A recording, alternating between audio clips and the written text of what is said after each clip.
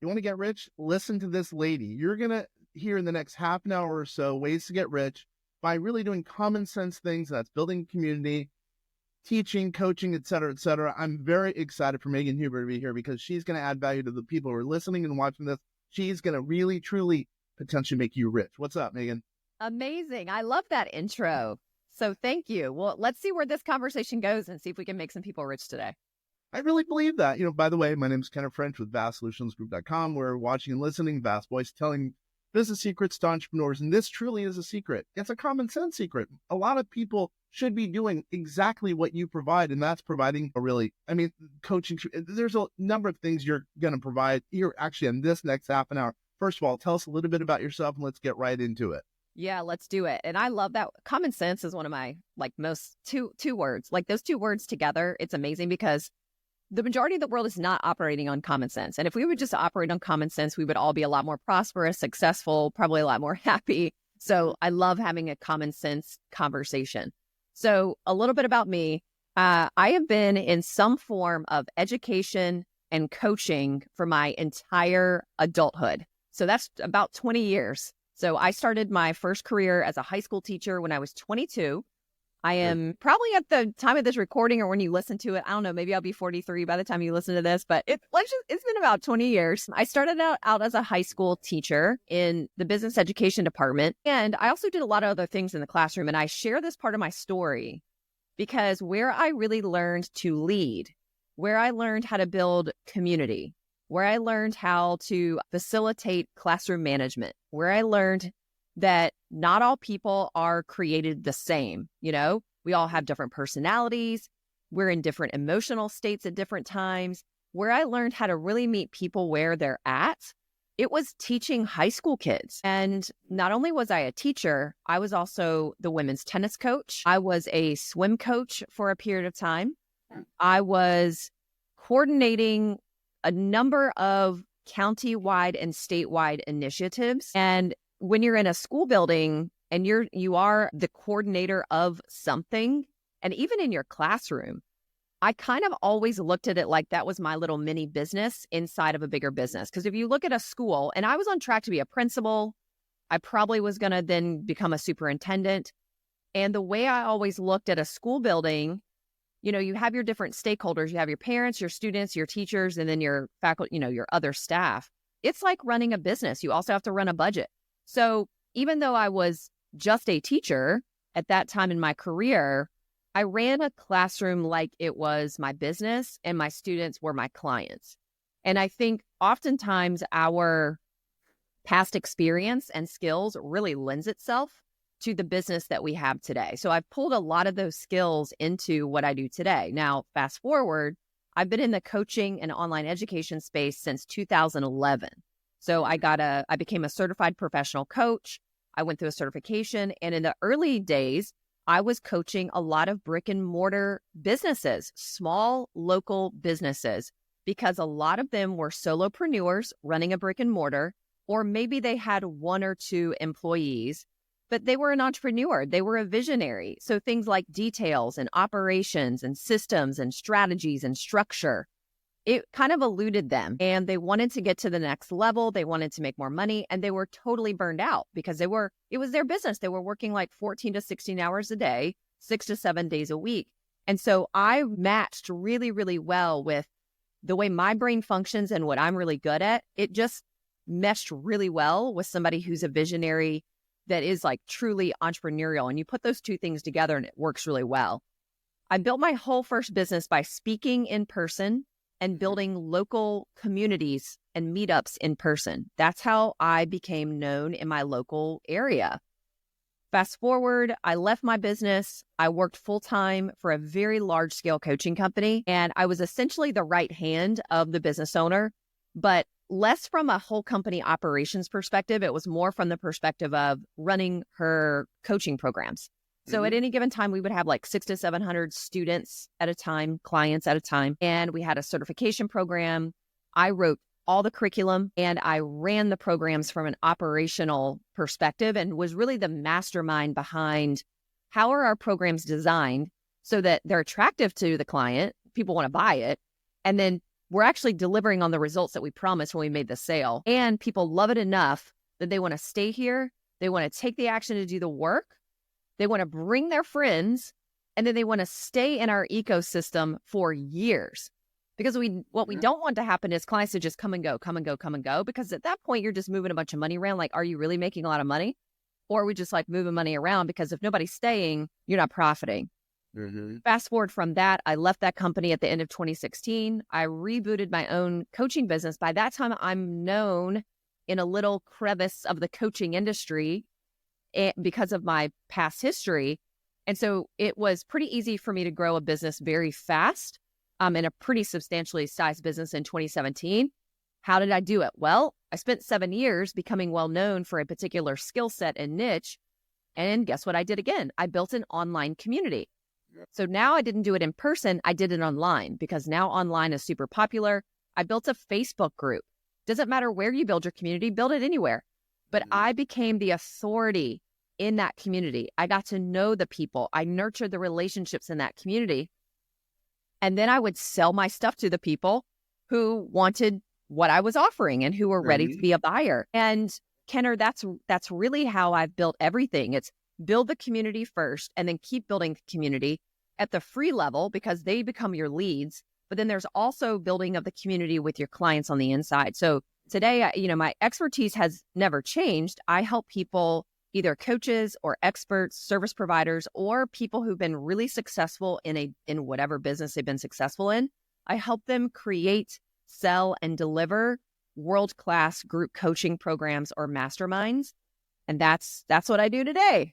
Yeah, there's a lot to unpack there. But what I would say, I think how you can add value to the people who are out there. I'm going to remind you, I know you know this, but I'm going to remind you, are the people who are watching and listening to this, they're all over the country. Most of them are very well-heeled entrepreneurs, real estate investors. 90% are probably real estate investors. They might sell a widget, but also they're mainly investors in real estate. And a lot of them also are, I should say, this is worth noting, real estate agents and or brokers, etc. So there's a lot of agents out there that are going to be watching. Listen, so, and a lot of them, I think, are starting to move to the coaching world, I believe, number one. Number two, I think where you add value really, truly is you understand the value of customer service, if it's online coaching or selling widgets or whatever. Because the reason I think customer service is so important is because if you can keep a customer, make a customer happy, get referrals from that customer, it's so much cheaper than going out and doing a new client acquisition process, because that's costly. You never know if they're going to trust you, et cetera, et cetera. So I think that's where you add the most value. First of all, that's second, right? So third, I think that community is the cool thing now. I think communities are really cool because right now with all the AI, people are thinking there's a lot of fake things out there. But if you can have a community, your business is going to grow because people, as the owner of the community, let's say, manager of the community, they're going to love you if they like your personality, et cetera, and they're going to stay longer. And it's going to be cheaper to get new products, new things sold to that community or that community member because, well, they're in that community. They already know you, like you, and trust you, hopefully. Exactly. So yeah, let me give an example that is a non-coaching business example of how a service provider or a business owner can use a community or use a community platform to add value that's almost like a secondary piece of value to what they're really selling. So I have a really great friend who I met in college. We were sorority sisters. We lived together after college. We get together, at least once a year, talk on the phone, that kind of thing. So we've had over a 20-year friendship. And she's had a couple of different careers, but she's largely always been in some sort of sales career. So this particular friend of mine is a sales rep for a dental product company. So her ideal client is the dentist or the orthodontist who's the practice owner. So she goes around in her region to all the different dental practices, and they're already using dental products, right? Like their whole office is already fully, stocked with all the products and all the equipment and all the things. And so she usually has to get them to convert to her company and to her as the sales rep. So I think she's been with this particular company now for 15 years. And it took her about 3 years before she really started growing and seeing growth and making some headway. And in less than 10 years, out of thousands. I think it was like out of 2,500 sales reps for this dental equipment and products company, she was in the top 12 of all sales reps. Okay. And at this point, she's like top 5. She might even be top 3. So she's amazing at what she does. And I always would kind of pick her brain a little bit because she was an amazing salesperson, but she was an even better relationship builder. And so I would always ask her, like, how do you get these dentists? Like, you're schlepping you're bringing muffins in, you're bringing donuts in, you're trying to get a conversation, you got to get past the gatekeeper. I was like, you're literally getting these people who were already pretty happy and satisfied to convert to your company and to you. And sometimes it might take you 3 years, but how are you doing it? And so she had her ways of doing that, but I'll share with you one of the things that she did. She made herself stand out, and she became very unique in the industry because guess what she did?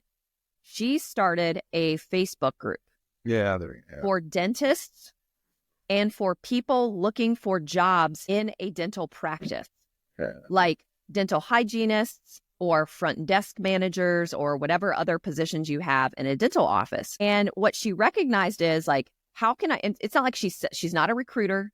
She's not the one like connecting the people together she's not picking up the phone and making the connection, but she created the environment and she created the atmosphere. She created the community that's a value add so that she was seen as a connector and someone who cared and someone who could add value. So she essentially created a platform for these people that didn't exist. So she built a community where she's created this opportunity for dentists and people looking for a job with a dentist to connect, find synergies, and possibly like the dentist wins because they find someone who's a great fit. And then the employee wins because now they have a job with a dentist that really works. So again, I think we can really think outside the box about community. So, my friend didn't need to build a community for dentists just to be able to commingle with other dentists. Like, that wouldn't really be as valuable. So she found out, like, what are they struggling with? What are they struggling with? I could be seen as the person who's bringing this value, and it's free. She's not charging for the Facebook group and for the community. It's a free service, and it's really worked for her. I mean, it helped her get to top 10, top 5 in her company. So think of other ways that you could create community that serves your customers or your clients so that you're seen. Like, how could you be adding value to them through the form of community? Because people are really looking for community. More so now than ever. Totally. Yeah. For us, let's use us as a case example, actually, because I think maybe you can help, and some of the people watching and listening could be helped by this process. So I'm going to throw some questions out here. We just started a community, as I think called the Vast Vault, telling business secrets to entrepreneurs. Just like our Vast Voice is telling secrets to entrepreneurs, but this time it's a vault. All our information is considered to be in a vault, and if they want to be a part of it, they are given a key to the vault. We just started. We thought there was going to be 100 people who were going to want to sign up. At first, it was free, then it was $29 a month, and now it's $199 a month. So it's blown. I mean, we're getting calls from people in the community who want our services and which we never thought of to this extent. We thought it was going to be a community, everyone's going to hang out, help one another, but it's been basically a new business process for us, which has been pretty cool. So let's talk about that. So, we have zero engagement. No, first of all, what platform do you think makes sense? Meaning platform, whatever, Facebook, your own, whatever. What platform do you think makes sense as far as putting together a community, first of all?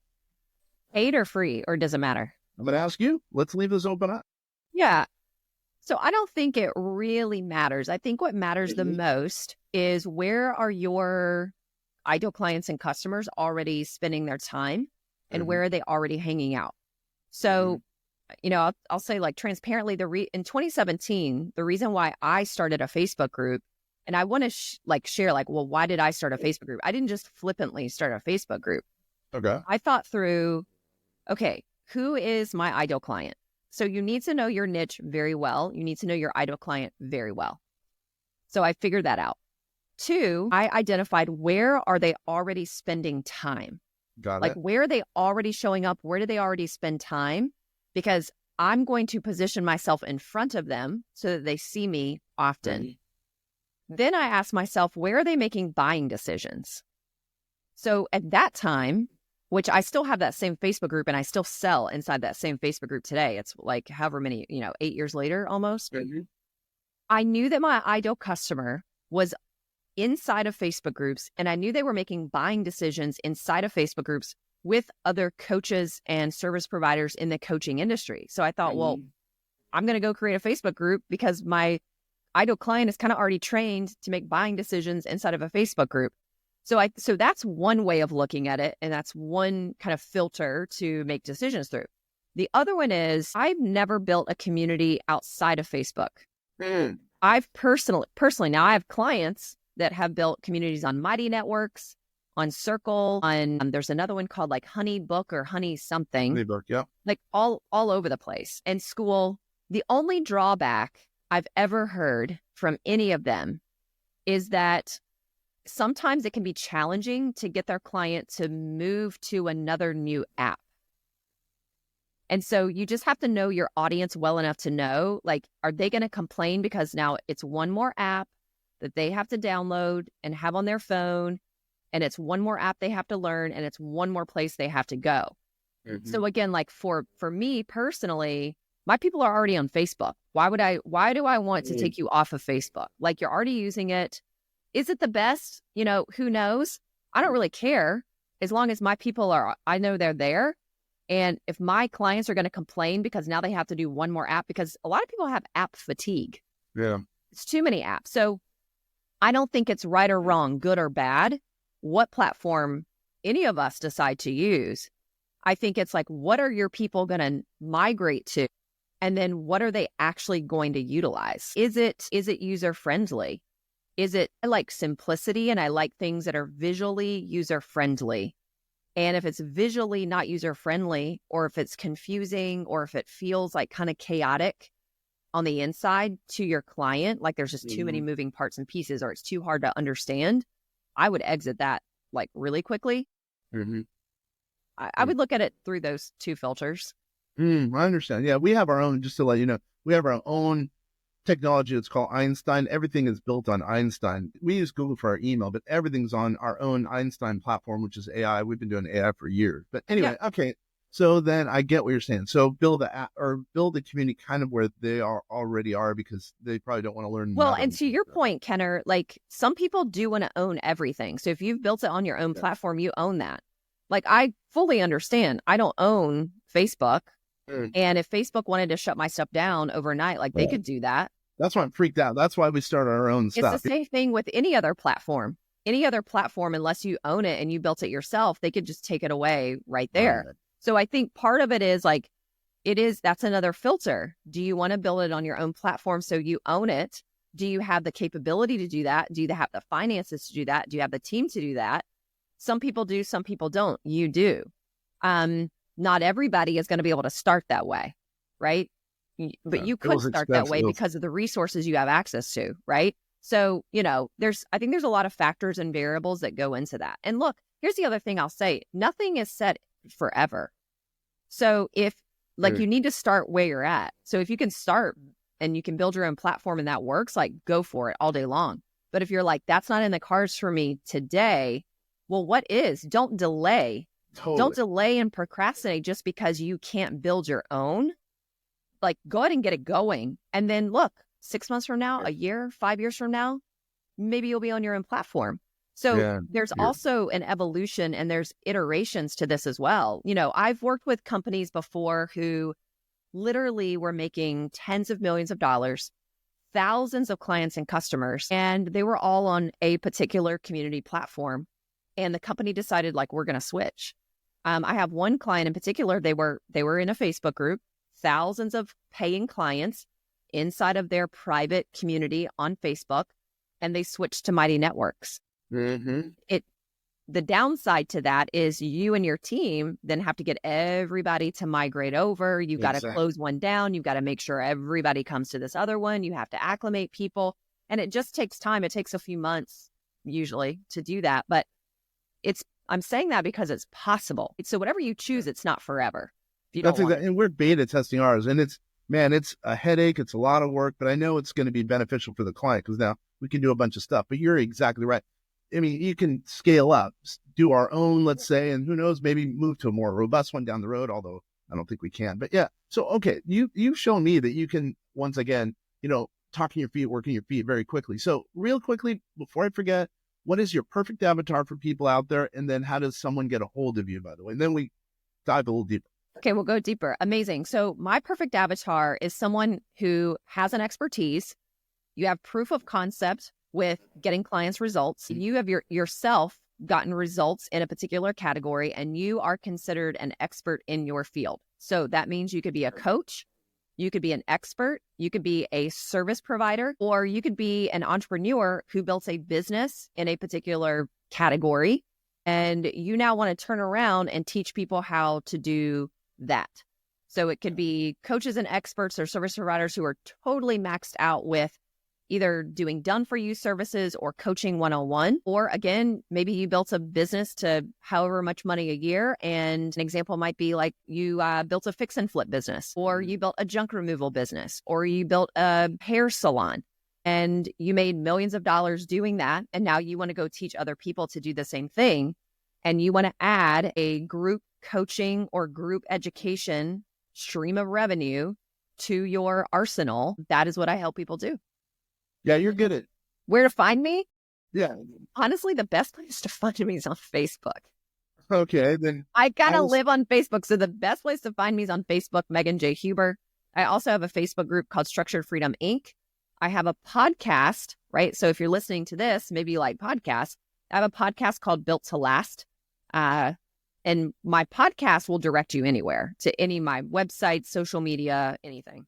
And really quickly, go over that one last time, just so people understand how to spell your name, et cetera, and then I'm going to ask some more questions. Okay, so my podcast is probably the easiest. So my podcast is called Built to Last with Megan. Is it the number 2 again, or is it T-O? T-O, Built to Last, T-O. Okay. That will take you, that has all my links to any of my social media, my website. My name is spelled Megan, M-E-G-A-N. Huber, H-U-B-E-R. And I typically will use my middle initial, which is J for Jingle, or J for Johnson, because my maiden name is Johnson. So you can find me on Facebook at Megan J. Huber, and my Facebook group, which is kind of like my community hub on Facebook. That is called Structured Freedom Inc.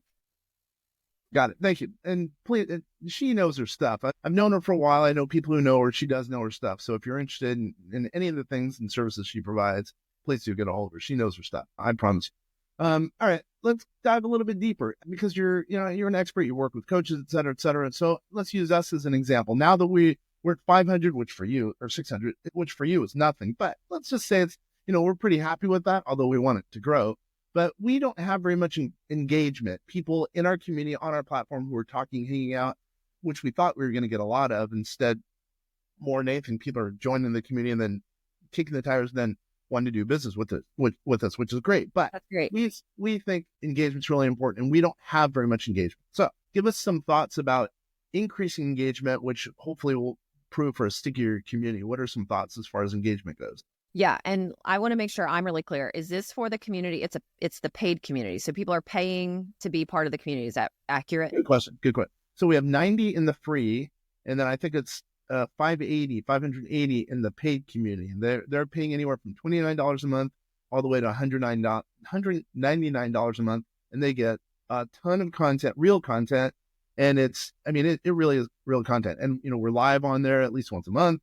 It's for tax, finance, and artificial intelligence. And we have another service where we help people to get tax credits from the government for using artificial intelligence. And again, we have no engagement, and we're having a kind of an issue with getting engagement in that community. Okay. So let me ask you a question. What type of engagement would you like to see? Would you like to see members actually making their own posts inside the group, or is your team making posts and you would like to see them comment on your team's posts? And that's a either or both and. Look at Huber. Wow. All the above. Okay. We make posts in there at least once a day, and usually we'll throw in a video that's of value for that day. Let's say it's whatever, a tax issue or a public policy issue. It truly adds value, and there'll be a video along with it. No one's commenting, number one. Number two, no one's kind of bringing up their own comments within the community. either the free or the paid. And that's what I think will help the community and also us. Because again, we're looking for a stickier, if you will, community. And I think they'll have a stickier community if they're, commenting, posting, hanging out there, more and more time, etc. Okay. I mean, for you guys and for anybody listening to this who has a community, I think one thing to look at is what's your demographic, and do you have a group of people who are kind of the chatty type, or are they not? So, you know your audience better than I do. And sometimes there are certain demographics of people that just aren't super chatty Cathys on a social media platform. Maybe they're super busy. I mean, there could be lots of factors. And I'm going to give you some ideas in a second, but I will give you an example. I have a client that she's got a mastermind. It has about 50 to 60 people in it. It's a high ticket. It's like a $35,000 ticket price. Holy, I like that. Right? They have a call every single week. There's 2 live events, and they've got a training portal with training things in there. But they also have their community platform is a Facebook group, and it actually doesn't get a whole lot of engagement. So shockingly, because it's all women, and you'd think, especially when you have a lot of women, you would think that they would want to be engaging with each other. The other thing that we actually have in that mastermind that I've consulted them on is they have community activation teams. So their clients get assigned to a group of people, and then those group of people meet together once a month, and then they're given prompts on how to have that conversation. So I've actually been surprised that group isn't they're not heavy talkers and engagers inside of the Facebook group, which tells me either a lot of them they're not really your typical Facebook users. In fact, her demographic, they all found her pretty much on Instagram. So what that tells me is most of them are more like an Instagram social media user, not so much Facebook. So they're not going to the platform regularly already. And a lot of them don't really love technology that much. So that's like 2 whammies against the Facebook group. And I think the third is they just don't have a lot of time. I think they're really, really busy people. So when it comes to your own platform, I do think there are similar challenges to a social media platform when it comes to community. For yours, you built it. So they didn't already have it built into them as a daily habit, as something they're going to. They're all, look, I don't care who you are. We're all using social media. We all have the habit of picking this phone up and scrolling around on social media, whether it's throughout the day or when we're waiting for a red light to turn green, or we're sitting on the toilet, or we're trying to pass the time at night, or we're laying in bed at night trying to fall asleep and we scroll through our phone. So look, every single adult and kid is scrolling around on some social media platform.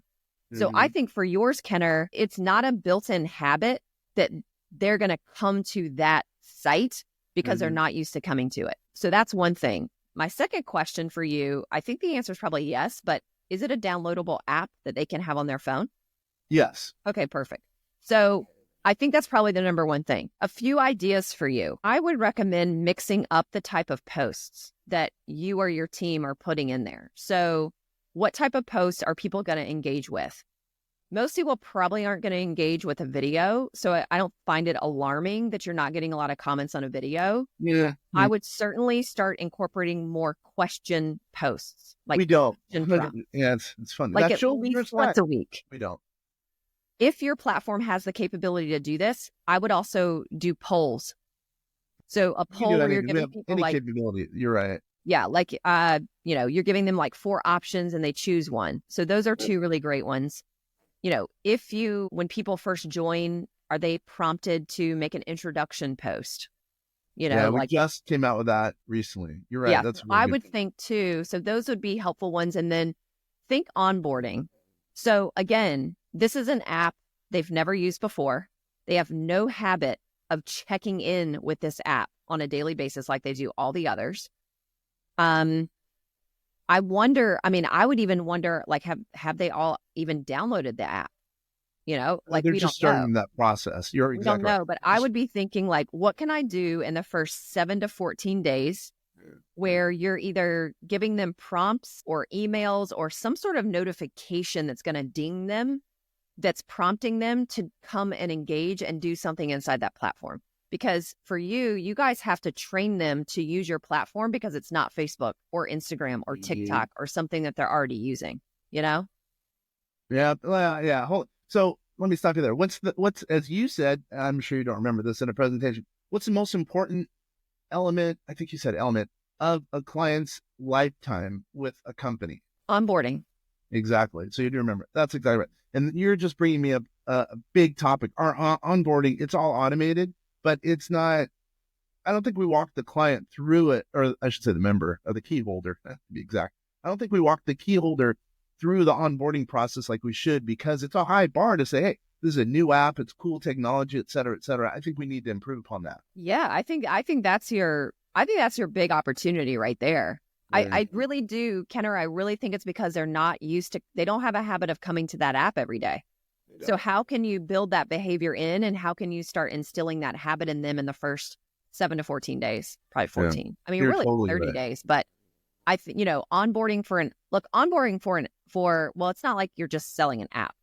I mean, it's a membership. So your onboarding is on the shorter side because of the nature of what it is you're selling. But for you, I would think of onboarding as about a 14-day period of time for a membership. Yeah, you're 100% right. Yeah. Let's expect, because in this presentation you talked about onboarding, which is the way you did it was really cool, by the way. So let's talk about that, because I think that's very, very, very important. Because what they say, you never get a second time to do a first impression or whatever, and that's very true. So let's talk about onboarding for the listeners and viewers out there. Remembering a lot of them are real estate agents who potentially might be, or investors who might be wanting your services. So let's go into onboarding. Not only, don't use me as an example, but tell us a little bit more about how you can add value about as far as onboarding goes. How I can personally add value, or how your listeners, or onboarding. Yeah, exactly. Yeah, whatever. So, well, let's just have a conversation about onboarding. So, like you said, Kenner, onboarding it really is like the make or break to a business relationship. So, there's the whole client journey, there's the marketing, you're bringing strangers in at the marketing level. People don't know who you are. You go find them, you bring them in, and then you're nurturing them. And then they're realizing, I have this problem, I want to solve it. And now I'm going to research people. So then they buy from you. Well, now you make the sale. Now we're kind of switching gears in the client journey, and they're now a client. So the client is going to go through, yes, like stages, like physical stages, and go through your ecosystem, but they're also going through psychological stages. And the thing that we forget as business owners is sometimes I think we think we did our job because we closed a sale, and then we have the product or the service, and here it is, now you have access to it. I think there's this big I think we forget that even though we're all working with adults aren't going to lead themselves through the process. Like an adult isn't going to lead after the sale. They're not going to lead themselves through the rest of the phases of the client journey, You're totally operationally right. and psychologically. But in our minds, we think, well, everybody's an adult. You know what to do. You're responsible. You bought it. You should show up and you should take action. But that's just not how we operate as people. A very, very, very small percentage of the population is actually going to do what you want them to do without you telling them what to do, how to do it, and when to do it. It's 1% of the population. People just aren't that motivated. So that's the first thing to remember. The second thing is people will make a decision in their minds on whether or not they're going to continue working with you, or if they're going to cancel if you have a subscription model or an app or something, or they're going to not renew their contract or never do business with you again. They're making their minds up anywhere between day 0 and 90 from making the sale. So for you, your onboarding period, people for your subscription, they're really going to make up their minds between day 0 and 90. So that's something for you to track. How long are you keeping a client in your subscription model? And when do you start to see a pretty drastic fall off? There are a lot of people falling off after the first 90 days. If that's the case, then we know we can actually fix a lot of that and increase the percentage of people staying with you longer, even if it's only 5 or 10%, which is still really substantial. If all we did was fix your onboarding process, it could make a massive impact. So onboarding is where people are super duper excited when the sale is made. And then within 24 to 48 hours, they have buyer's remorse. And then a few days after that, they start thinking, I don't have time for this. They have all these misconceptions about how to get results. with whatever it is that they just purchased. They're going to start having all kinds of objections. And so it's like, it's almost like in the mind of the customer, they're like starting a whole new relationship with you because now they're paying you. Whereas before they were just kind of like stalking you a little bit to see Totally. if they That's wanted to work with they you. watch you 7 times. That's exactly Yeah. right. And then, but something flips in the mind of the buyer because now we're in a paid relationship. So now I'm going to be looking at you and your organization and what it is you're providing to me. And it's almost like you've got to rebuild the trust as a customer and as a service provider, like all over again. And people may not like what I'm about to say, and I'll explain myself. The more that you will hold the hand of your customer in the beginning, the less you'll have to hold their hand later on. And when I say, you're totally right, but it's expensive. I'm going off script, even though we don't have a script. It's expensive to handhold, though. That's my only issue. Like, it's really expensive to handhold, and that's why we're using technology to do the handholding. And sometimes I feel like that's not enough for our customers. Well, I do think there's a place for technology, though. I mean, look, yeah, you're right. So first thing is you're right. And that's the thing that a lot of people don't like about client experience and client success because it is expensive. And people sometimes aren't prepared to have that in their budget. And I'll be really honest, like when I've been behind the scenes of companies, the largest one I've worked with was $45 million a year. They had a team of 55 people. And a few months into our engagement, we heard from the client success director that the CEO wanted to cut the client success department by 80%. And this company has 4,000 clients paying $20,000 a year for a coaching product. You can't cut client success. You cut like who's taking care of your clients. Yeah, totally. Yeah. Let's also be really clear about there's a difference between customer service and client success. So customer service is more reactive, where like we're putting out fires, we're helping solve problems. Like you're coming to us when you have a problem. Client success is proactive, which is like, how am I onboarding? That's not customer service, that's client success. So it's like, how am I ushering people in so that they're getting acclimated with how we do business here? That's the biggest thing. It's like, how are we acclimating our clients to how we function here, how we do business here, how we show up here, how we get results here? And part of the acclimation process is getting them acclimated to building the habit of checking in with your platform, because before they purchase, they'd never touched your platform before because they didn't have to. So there's no habit built. So that would be like a form of acclimation for you. And then we've got to get them to adopt our whole way of doing business. We've got to get them to adopt our process, our system, how we do business here. If they don't adopt it, they're not going to stay. So it's that acclimation and that adoption phase that we kind of think the customer is just going to do it on their own. But no, the customer doesn't do it on their own. They won't. Yeah. And they'll just fall through the cracks. So yeah, onboarding is really, really important. And here's where onboarding ends.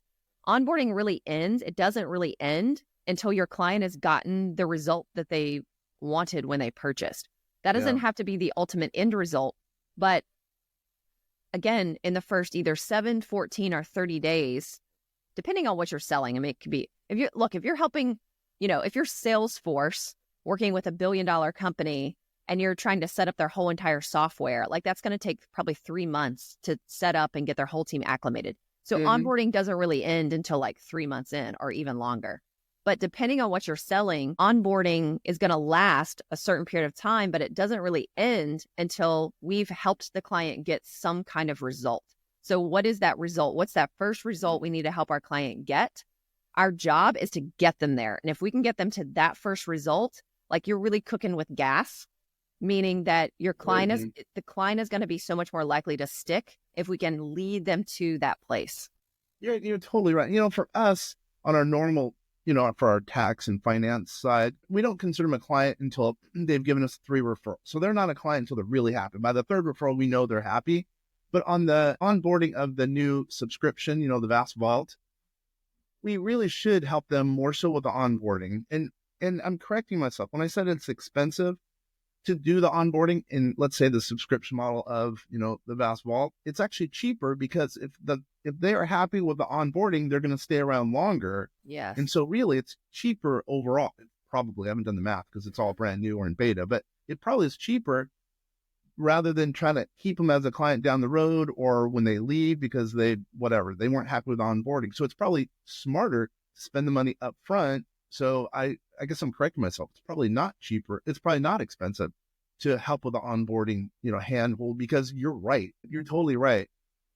We think they're going to do it on their own. We think they're going to do the subscription stuff on their own, but yeah, they're not going to. They're, I hate to say this, they're kind of like in high school in a weird way because, they'll see another shiny dot and go over there, Well, the thing about adults, I mean, when I was a high school teacher, I've got, my students are contained in my classroom. Like they can't go anywhere, right? I have well, you would hope you have their undivided attention, but at least they are all in your room. So you have a chance to have their undivided attention. But I think the thing that we have to, and look, I'll be really honest. Like I worked with high school kids and I taught an elective and I had a computer lab and I had office chairs, which meant they had wheels on them and they could spin around. Mm-hmm. So meaning I had, freshmen all the way through seniors, all in the same class. I could have the smartest kid in the school with the least smartest kid in the school, all in the same class. I had every learning disability imaginable in the class. And I had distractions. I had computers, and where I sat or stood, I saw the backs of the computers. So the kids could very easily be doing something without me knowing. And I had wheelie chairs and they could spin. So your kids who had ADHD, it was like a field day for them. So that was the hardest training ground. But let me tell you, the difference with adults, you're right. It's like we are all teenagers, but the difference with adults is we have so many more responsibilities than a child does. And we've got spouses, we have aging parents, we have health problems, we have money problems, we have world problems, politic problems, religious problems, and 42 million decisions to make. And if you're an entrepreneur, you have, I think there's a statistic out there that an entrepreneur makes more decisions than a president did in the early 1900s, mid-1900s. I mean, that's nuts per day. So the amount of stress and angst that an adult has on them and the number of people and things they're responsible for, it's extraordinary. And again, a very small percentage of the population is going to operate like a beast who can just handle anything and hustle and grind and get it. That's not normal. That's such a small percentage of people. And we have to understand, we're all working with a more average type of human being, average, slightly above average, depending on, and maybe you are talking to the masses if you're listening to this. And so we've got to remember who we're working with and meet people where they're at. But again, for somebody like you, it's a membership. It's not super duper high ticket. So when I say high touch, or holding their hand, that doesn't mean that you got to pick up the phone or have Zoom calls with people who are paying $97 a month or $129 a month, or you don't need to do that. You can still very heavily use technology. I think it's just thinking through more. What are the psychological phases people are going through, and what days in the process are they going through it? And then the big thing for you is, how do I get people to adopt actually using this platform and wanting to be part of the community here? And you activate that in the first 1 to 2 weeks. But you can do that through technology. Yeah, no, I get it. I totally get it. Wow, this has been huge, man. This has been really, I'm sure the people out there are watching, listening, who are thinking, man, this lady's adding value just right off the bat for someone like me. I know we have some much bigger hitters than me out there. So how about this? Because, we're getting close, far past where I expected to go, which I really appreciate your time. I know the people out there are going to be happy.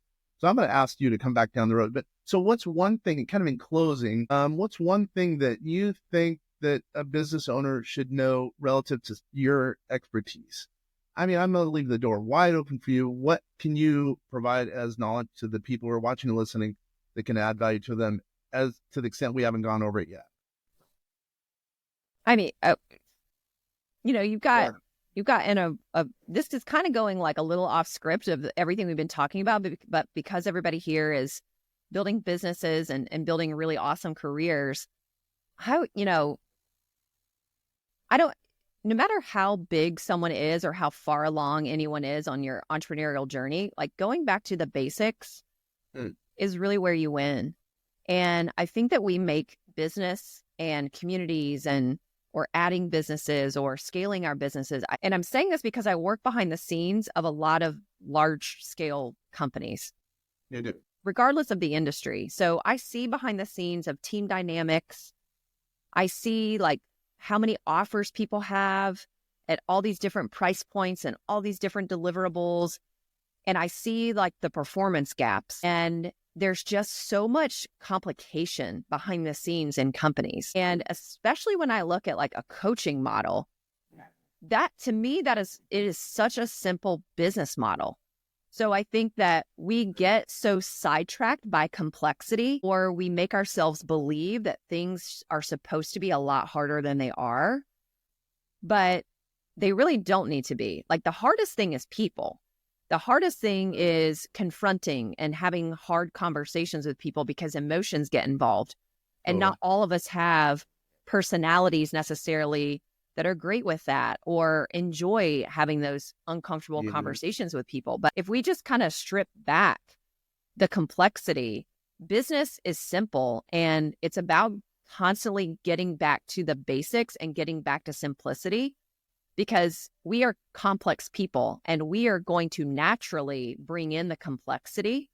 So I would just really encourage people to always evaluate and analyze whether you do this at the end of every week or the end of every month, no matter what type of business that you're running, how can you simplify and where do you need to return back to the basics? I mean, even building community is basic. That's not hard. Like it's a basic thing. It's not complicated.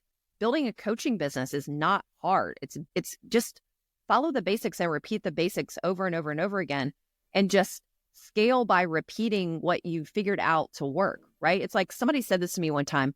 They were like, if you could have one McDonald's, it's really no different to have 100 McDonald's. They're all running in the exact same way. You're not doing anything different at the different McDonald's. You just have more people to make sure doing their job correctly. You just have more money flowing through your, it's just more of the same thing, but it's all the same thing, right? Like, why could you not have 100 if you could have one? Of course you could have 100 if you had one, right? It's all in your head that you couldn't. So I'll leave us with that. You're totally right. I mean, going back to basics kind of makes the most sense because we make it so much more complex than it is. If you, I guess, go back to the basics and show some diligence, and it'll probably work out for you because, again, that's the very opposite of the complexities in life and business, et cetera, et cetera. It's really the basics. If you do the basics, you'll end up winning if you really think about it. Your points are really good. Again, I'm going to ask you to come on down the road because I love the way you add value because you make economic sense doing it in such a way that it makes so much sense to me. It's crazy. Anyway, we're going to have you on down the road. That's what I'm going to do. I love that. Well, I just try to, I always want to make things more simple than they are. Like, that's always my aim. Like, how can I make this more simple? How can I get back to the basics? Because even adults and even like the smartest people on the planet, nobody really desires complexity. Nobody wants that, right? So how can we take things and drill it down into its most simplistic way, especially when we're communicating it, right? Because when we're, even like with your team, like, again, with team, we could have a whole other conversation about this. Yeah. I mean, we make it so difficult for our team to be successful. Like, no, how can we be direct, concise, clear, simple, basic? Like, that's what people want. I don't care if their IQ is 180. People still want you to talk to them in like simple terms and simple words. You don't have to make it harder than it is. You're right. I mean, you're right. Going back to the team, that's a whole another level. Yeah. If you take care of your team, they'll take care of your clients, and you'll be probably making more money. So that's a whole nother issue. Yeah, we can do a whole episode on that. Thousands of episodes. So yeah, I'm going to have you on down the road. But one last time, how does someone get a hold of you if they're interested? Okay. Best places to go. My podcast, Built to Last with Megan Huber. On Facebook, I'm there all the time. It's Megan J. Huber. I have a Facebook group, which is my free community called Structured Freedom, Inc. And if you want to go to my website, that's fine. It's meganjohnsonhuber.com, MEGANJOHNSONHUBER.com. Dude, this has been good. Once again, this is Kenneth French with VastSolutionsGroup.com, telling business secrets to entrepreneurs in the Vast Vault. If you're a Vault member, or if you're watching, listen to this, and you're luckily enough to be out there in the internet world, there'd be the Vast Voice telling business secrets to entrepreneurs. Thanks, everybody.